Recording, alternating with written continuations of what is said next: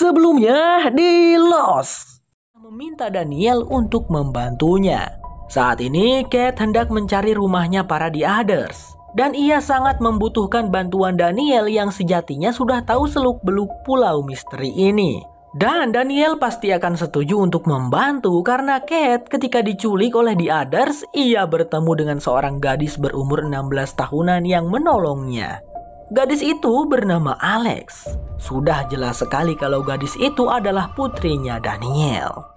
Ini adalah channel Malfest, menghadirkan alur cerita yang sangat the best, bisa menghibur dan menghilangkan stres. Yang belum subscribe ya subscribe dulu guys.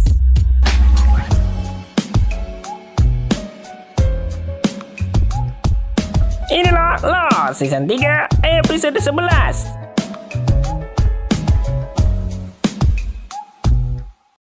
Pada episode 11 memperlihatkan Kate bersama Said, Mr. Locke dan Daniel yang masih dalam upaya mereka mencari keberadaan rumah para The Others. Tetapi sudah 2 hari lamanya mereka berjalan mengikuti petunjuk dari Mr. Locke untuk pergi ke arah utara, mereka tidak kunjung menemukan apapun.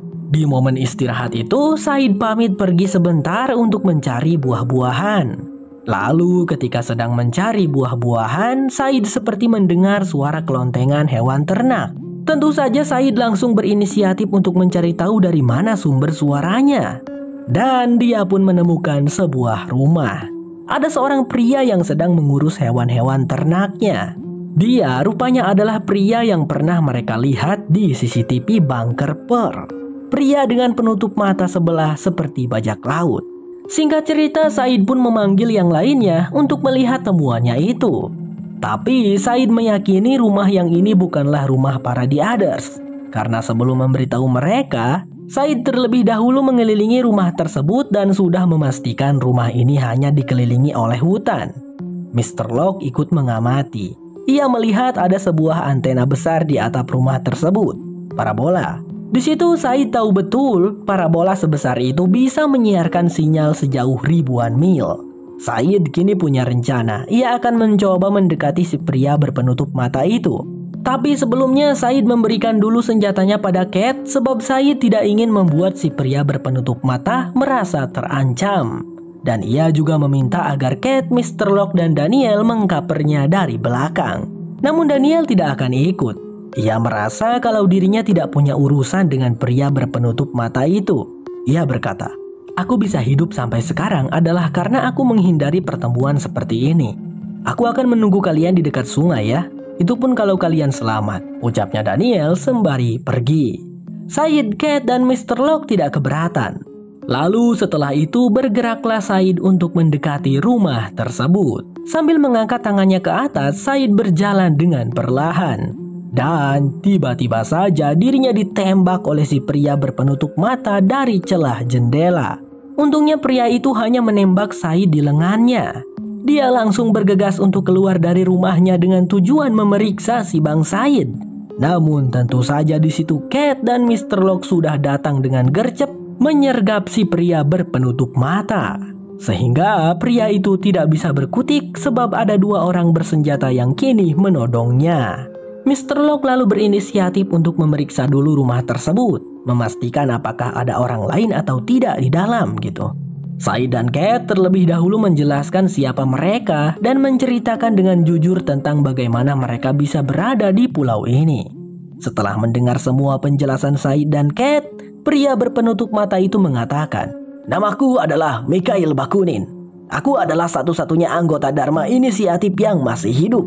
Wah, kalau begitu ini nih yang kita tunggu-tunggu. Karena banyak sekali misteri yang belum terjawab dari komunitas Dharma ini.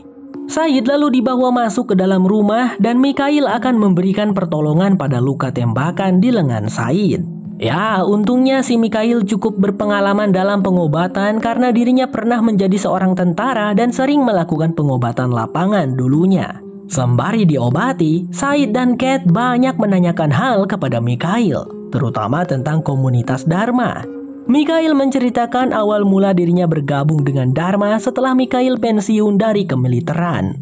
Beberapa tahun kemudian, Mikhail menemukan sebuah iklan di koran bertuliskan, "Maukah kau menyelamatkan dunia?" Begitulah yang tertulis di dalam koran. Karena itulah Mikhail bisa bergabung dengan Dharma. Ia tidak bisa menceritakan banyak hal karena Dharma ini begitu sangat rahasia dan misterius. Juga komunitas yang sangat kaya. Setelah bergabung, Mikhail sendirian ditempatkan di tempat ini yang disebut Flame Station. Tujuan dari Flame Station adalah untuk menerima transmisi dari dunia luar. Namun sudah bertahun-tahun antena di tempat ini sudah tidak berfungsi lagi, ucapnya Mikhail. Jadi intinya Mikhail sudah tidak bisa lagi berkomunikasi dengan dunia luar. Said kembali bertanya, bagaimana orang-orang Dharma inisiatif bisa mati semua dan hanya menyisakan Mikhail saja. Mikhail pun menceritakan bahwa itu diakibatkan oleh kesalahan orang-orang Dharma yang memulai perang dengan kelompok lain di Pulau Misteri ini. Mungkin maksudnya adalah The Others. Mikhail memberitahu bahwa kelompok berbahaya yang Dharma lawan itu adalah penduduk asli pulau ini. Sudah berada di Pulau Misteri ini jauh lebih lama daripada orang-orang Dharma. They weren't interested in the satellite dish in the yard? Why would they be? Then they took 2 cows, but they were here for a long time before we were. Mikhail juga bercerita alasan dirinya masih hidup adalah karena Mikhail tidak ikut campur dalam perang tersebut. Setelah dipastikan orang-orang Dharma kalah dalam perang itu, 4 orang pria mendatangi tempatnya Mikhail. Lalu menawarkan perjanjian agar Mikhail selalu diam di wilayahnya saat ini, Flame Station. Dan Mikhail tidak boleh sama sekali melewati batas yang telah ditentukan. Keempat pria itu membawakan sepasang ekor sapi untuk modal bertahan hidup Mikhail. Dan setelah itu Mikhail tidak pernah melihat lagi orang-orang The Others maupun orang-orang Dharma. Setelah selesai mengeluarkan peluru dari lengan Said dan menjahit lukanya, Mikhail pun pamit beranjak karena ia ingin menyuguhkan teh es untuk Said dan Cat. Terlebih dahulu, Mikhail memeriksa Mr. Locke yang sedang anteng di ruang kerjanya Mikhail, memainkan game catur di komputer. Om Locke, kau tahu itu membuang waktumu saja loh, karena game catur itu diprogram oleh 3 orang Grandmaster catur. Aku pun tak pernah bisa mengalahkannya, ucap Mikhail sambil tertawa. Setelah itu ia beranjak dari sana. Cat berbicara dengan bisik-bisik kepada Said. Cat merasa tidak masuk akal para The Others membiarkan Mikhail di sini dengan semua perlengkapan yang Mikhail punya. Said pun menjawab, sebenarnya justru sangat masuk akal, Cat. Alasan para The Others membiarkan Mikhail adalah karena aku yakin sekali Mikhail bukanlah orang Dharma. Mikhail adalah salah satu dari The Others. Cat terkejut mendengar perkataannya Said. Ia bertanya lantas mengapa mereka berdua berdiam diri saja. Itu adalah karena Said meyakini bahwa Mikhail tidak sendirian di tempat ini. Cat semakin was-was setelah mendengar penjelasan Said barusan. Tak lama kemudian Mikhail pun datang membawakan minuman es tehnya untuk Said dan Cat. Ketiganya melanjutkan obrolan lagi seperti tadi. Awalnya biasa-biasa saja sampai Mikhail berkata begini. Kenapa kita terus melanjutkan drama ini? Padahal kita semua sudah sama-sama tahu kebenarannya, Tanya Mikhail. Setelah itu tiba-tiba Mikhail menyerang Said dan Cat.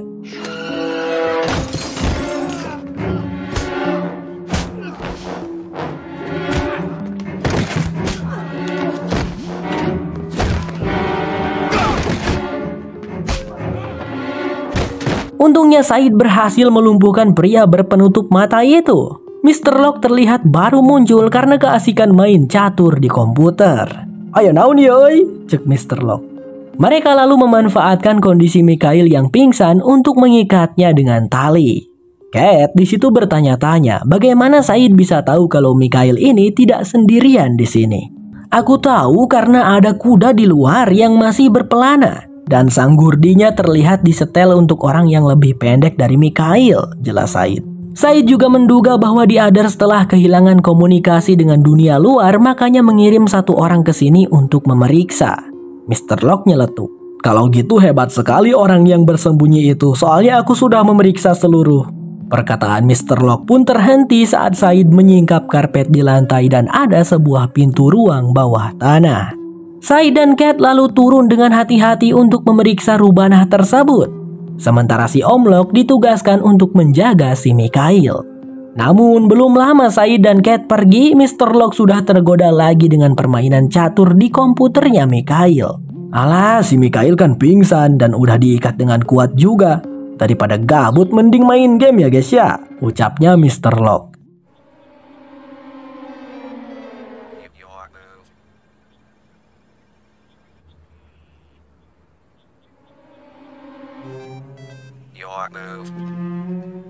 Di bawah sana, Said dan Kate menyusuri seluk-beluk dari ruang bawah tanah gelap tersebut.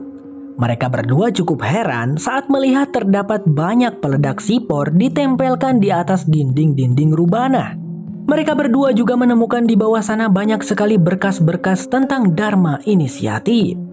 Kembali lagi pada Om Locke yang dengan luar biasanya ia berhasil memenangkan game catur di komputer. Betapa senangnya Mr. Locke. Lalu tanpa diduga setelah itu muncullah tampilan video Profesor Mark yang menanyakan apakah ingin mengakses komunikasi menggunakan parabola jika ia pencet angka 38. Mr. Locke langsung memencetnya. Tapi di video berikutnya Profesor Mark bilang komunikasi gagal diakses karena kerusakan parabola. Jika ingin akses sonar pencet 56, ucap Profesor Mark. Langsung saja Mr. Locke menekannya. Tapi lagi-lagi di video itu Profesor Mark bilang, fungsi sonar gagal dijalankan karena terjadinya kerusakan. Apakah telah terjadi penyerangan dari musuh di pos ini? Tanya Profesor Mark. Jika iya, tekan 77. Mr. Locke hendak menekannya lagi, tapi keburu terhenti karena Mikhail sudah berhasil lepas dari ikatannya dan kini mengancam Mr. Locke dengan sebuah pisau. Ari Mr. Locke. By the way teman-teman, kalian jangan berpikir kalau tadi itu Mr. Locke berbicara dengan Profesor Mark ya. Itu hanyalah video-video yang sudah diprogram akan muncul ketika suatu perintah ditekan di dalam komputer. Seperti semacam bot lah gitu. Dan fungsi sonar yang dimaksud adalah sonar bawah laut ya teman-teman. Sonar tersebut akan berfungsi memancarkan gelombang sinyal yang bisa dideteksi oleh kapal selam di luar pulau. Mungkin dengan cara itulah orang-orang Dharma atau orang-orang di Others bisa sebebasnya keluar masuk pulau misteri ini. Scene kembali pada Said dan Kate di ruang bawah tanah yang memutuskan untuk berpencar. Siapa sangka justru Kate yang bertemu dengan orang di Others itu, sehingga terjadilah pergelutan kecil di antara keduanya. Dia rupanya adalah Miss Claw. Wanita itu berhasil mengalahkan Kate. Akan tetapi, Said datang di saat yang tepat menodongnya dengan senapan. Kate bangkit berdiri lalu dengan penuh amarah memberikan pelajaran pada Miss Claw. Kate sangat marah padanya karena saat ia dan yang lain diculik, Miss Claw ada di sana. Singkat cerita, Said dan Kate sudah membawa Miss Claw ke atas. Namun, Mr. Locke dan Mikhail sudah tidak ada. Saat Said dan Kate berteriak memanggil Mr. Locke pun menyahut dari luar. Dan ya, di luar sana Mr. Locke dalam keadaan tertodong pistol oleh Mikhail. Lepaskan Miss Claw dan aku juga akan melepaskan Mr. Locke pada kalian, ucapnya Mikhail. Tetapi di situ Miss Claw berbicara pada Mikhail dengan menggunakan bahasa asing. Dan tiba-tiba saja Mikhail menembak mati Miss Claw tepat di dadanya. Mungkinkah Miss Claw sendiri yang memintanya barusan guys? Mr. Locke pun memanfaatkan momen itu untuk melumpuhkan si Mikhail. Meskipun Mr. Locke tampak kewalahan tapi Said membantunya sehingga Mikhail pun berhasil dibereskan. Singkat cerita, hari sudah gelap. Kate terlihat mengumpulkan apapun itu barang-barang yang berguna dari Flame Station. Di luar sana, Said menyeret Mikhail dan tak lama kemudian Daniel muncul menghampiri Said. Kepada Daniel, Said menceritakan kalau mereka kini sudah punya tiket menuju ke rumahnya para The Others. Mereka kini bisa menemukan putrinya Daniel, menemukan Jack atau bahkan mereka bisa menemukan cara untuk pulang dari pulau misteri ini. Mikhail memotong, memangnya aku mau Tak ada satupun cara yang bisa kalian lakukan untuk membuatku bisa buka mulut, ucap dia. Namun Said mengklarifikasi maksudnya kunci itu bukanlah Mikhail, melainkan sebuah peta yang Said temukan di Flame Station. Di sana tergambar lengkap setiap pos-pos Dharma yang ada dan juga markasnya di Others. Walah, panik gak tuh Mikhail? Daniel lantas menyarankan Said agar membunuh saja si Mikhail ini karena bisa membahayakan mereka. Toh mereka sekarang sudah punya peta menuju ke rumah para The Others dan tidak membutuhkan Mikhail. Tetapi di situ Said memutuskan untuk tidak membunuh Mikhail. Sector 77. Has there been an... Beberapa saat kemudian, Mr. Locke dan Cat sudah selesai dengan urusannya di Flame Station lalu menyusul Said dan Daniel. Tapi belum lama waktu berjalan, tiba-tiba rumah Flame Station meledak begitu saja, mengagetkan mereka semua. "Waduh, kok bisa meledak begitu?" tanya Said. Mr. Locke menjawab dengan sejujurnya bahwa tadi dirinya menekan suatu tombol di komputer saat ada video Profesor Mark yang menanyakan apakah posnya diserang musuh. Tentu saja meledaknya Flame Station adalah ulah Mr. Locke lagi. "Aduh Mr. Locke, padahal Flame Station ini bisa saja hanya satu-satunya cara kita untuk berkomunikasi dengan dunia luar," keluhnya Bang Said.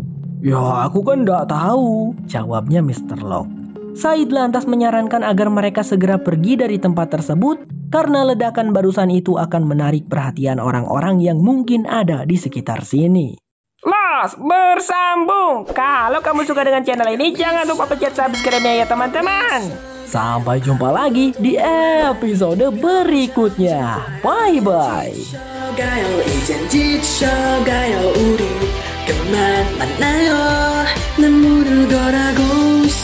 Baby I don't hate you 내 모습 그대로가 좋은데 나는 내가 미쳐